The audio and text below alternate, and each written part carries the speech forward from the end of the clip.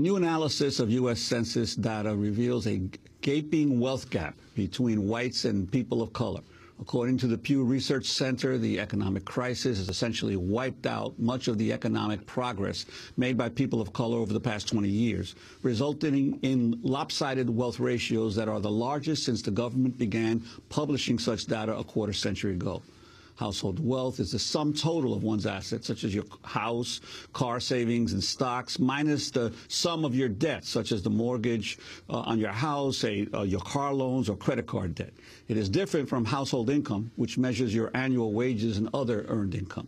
Wealth gaps between whites, African Americans, and Hispanics have always been much greater than income gaps. But Paul Taylor of the Pew Research Center explains that the gaps were compounded during the housing bust and subsequent recession.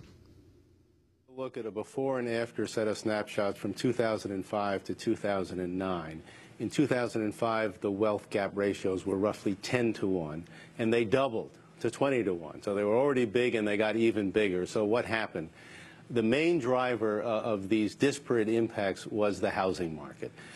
Blacks and Hispanics have fewer financial assets. Wealth is a combination of all your assets, your home, your car, your 401k, your stocks if you have them, minus all your debts, your mortgage, your car loan, your student loan, your credit card. The financial portfolio of blacks and Hispanics are much more dependent on their housing wealth than on anything else. They don't have much else. So when the housing market tanked, as it started to in 2006, it disproportionately impacted blacks and Hispanics. On top of that, there was a regional impact. The housing market rose higher and fell more steeply in certain sections of the country. That was Paul Taylor of the Pew Research Center. According to Pew's new report, Latinos and African Americans have been particularly hard hit by the recession. In 2009, white households had a median net worth of just over $113,000. In stark contrast, Latinos had $6,300 and African Americans had not quite $5,700. Between 2005 and 2009, whites lost 16% of their median net worth, but Latinos lost 66%. Black households 53%, and Asians, who topped white households in 2005, dropped 54%. To discuss the growing wealth gap and what it means, we're joined by Roderick Harrison of Howard University, sociologist, demographer, and former chief of racial statistics at the Census Bureau. Professor Harrison, welcome to Democracy Now! Talk about the significance of what we're seeing. Between blacks and whites, we're talking 20 to 1 in the wealth gap? It really takes us back to a period where, characterized by the Kerner Commission as two societies separate and unequal. This is a chasm that just is striking, and the drops, the effects of the recession, the two-thirds loss in Hispanic wealth, the cutting black wealth in half. You usually don't see cuts that dramatic. This is really suggesting just how hard the recession and the collapse of the housing market has hit these two minority populations. Well, in terms of the importance of assessing the wealth gap versus the income gap, because obviously the income gap is a year-to-year situation, whereas the wealth gap is really sort of the accumulation of all the disparities of generations, really. Whether it's you could be earning a lot of money as an African American, but if you have discriminatory lending rates or other matters, you're still being penalized subsequently. So, but here we have a situation where the Obama presidency was supposed to, for many people, bring in a post-racial America where there was a greater sense of equality among the races, and yet we're seeing this this enormous step backward. Your sense of what it means for this concept of a post-racial America?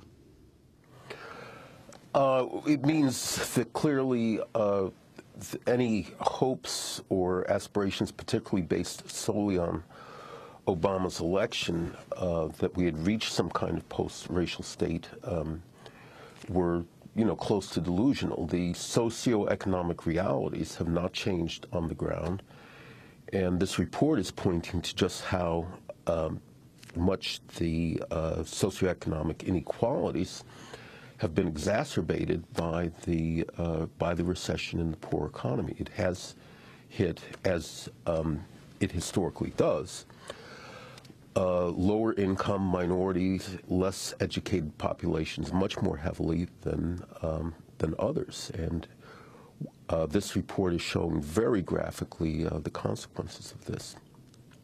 So I think the sense that perhaps the willingness to elect the first black president does suggest some degree of, an important degree of moving beyond race in our society. But clearly that doesn't change the kind of socioeconomic realities that are the consequence of centuries and decades of inequality. Professor Harrison, you were the chief of racial statistics at the Census Bureau. Can you talk about the trends, but also what shocked you most by this latest study? Well, the trends have been, you mentioned in the previous question, the difference between income and wealth. We've been seeing now for decades increases in inequalities in income. And there are many factors in that, including the incredible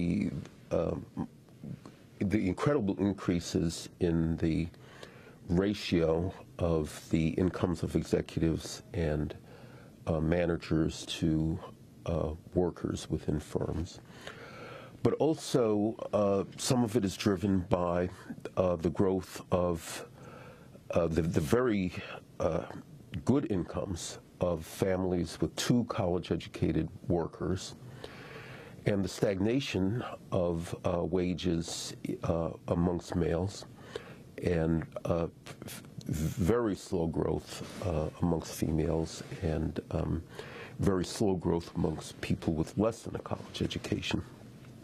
So these things have contributed to the gap, and one would expect that since you do need to make sufficient income to be able to have savings that you can invest, whether it's in savings accounts or stocks, bonds, etc., one would expect the increase in income inequality to gradually produce increases in wealth inequality as well.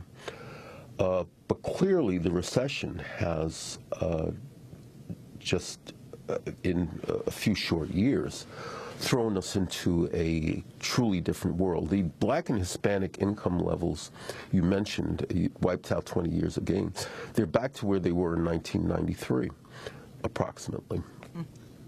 I want to ask you about the specific impact of the housing crisis, especially in terms of the dramatic drop, as you say, 2/3 of wealth among Hispanic Americans. Much of the population growth of the Latino community was in states that experienced the greatest housing boom, Nevada, Arizona, Florida, California. And so therefore, when the bust hit particularly hard in those states, it obviously must have had an enormous impact on any kind of net worth that the Latinos in those states particularly, although it was true across the country, but those states were among the hardest hit in the subprime and in the general housing crisis.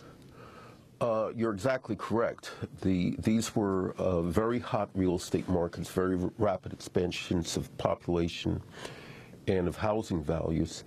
And the states that are amongst the highest in foreclosure rates. And that really does account for the much higher loss in net worth, the 2/3 loss in net worth in the Hispanic population. compared to the 50% loss in the black population and in the Asian population, which is also concentrated in states like California and West Coast that have been severely hit. The black losses and the Hispanic losses do reflect the higher concentration of subprime loans and of foreclosures in heavily black and Hispanic neighborhoods as well. So we're seeing really the devastating effects that this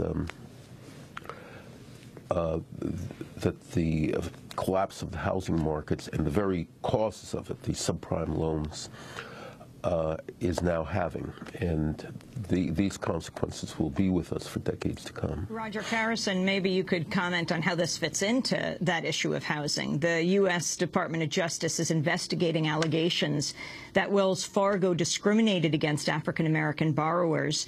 The allegations assert the bank directed African-American borrowers to high-interest subprime mortgages even when they could afford regular mortgages.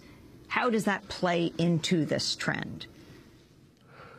It plays very heavily into this trend. Again, the housing collapse was triggered by and has been most severe in areas where subprime mortgages were most heavily concentrated.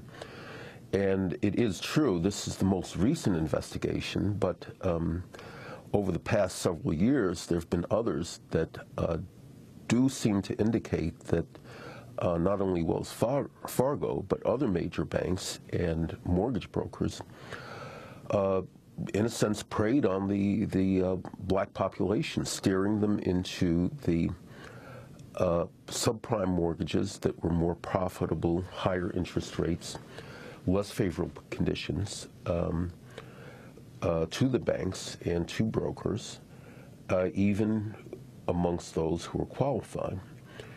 And then the market itself was trying to, the only place to grow for mortgage markets was into populations that had historically lower home ownership rates. The black and Hispanic home ownership rates is about 50% compared to 75% for whites.